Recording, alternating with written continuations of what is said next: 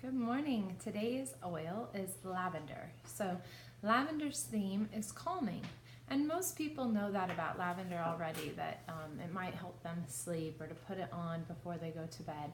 And that's quite scientifically proven here in the States. So very common for people to know to use lavender. You can buy pillows with lavender built in and everything.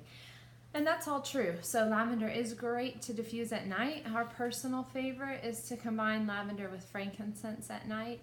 You can just see the top of our diffuser over there. We've got peppermint going today, but peppermint and wild orange. But lavender is great for the evenings and for restfulness and unwinding. But its theme is calming, and so that runs beyond just your going to sleep. It includes emotional calming and also physical calming of the skin. So I talked earlier about how I like to combine peppermint, lavender, and frankincense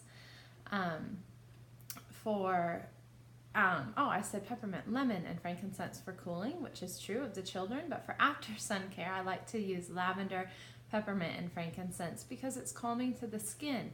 So if you've got things going on in your skin where your skin's unhappy, you can use lavender to help calm it. So for my kids, if they get a mosquito bite, we're straight to the lavender and we put it on right away, and it just helps take out a little bit of that itch. Same with bee stings. If they get a bee sting, remove the stinger, seek first aid if needed. Thankfully in our family we don't have any allergies to bees, so we just put a little lavender on that just to kind of help calm the skin down. So it doesn't replace medical care if you need it by all means, but is great at just calming skin. And then also if you've got like itchy patches on your skin, you just apply a little diluted lavender. Little scratches, we like to put a little lavender on that. There's some antibacterial properties in lavender, so it just helps calm that skin down. So those are the ways that we use lavender. Lavender can be used in cooking as well. It can be used in water for flavoring.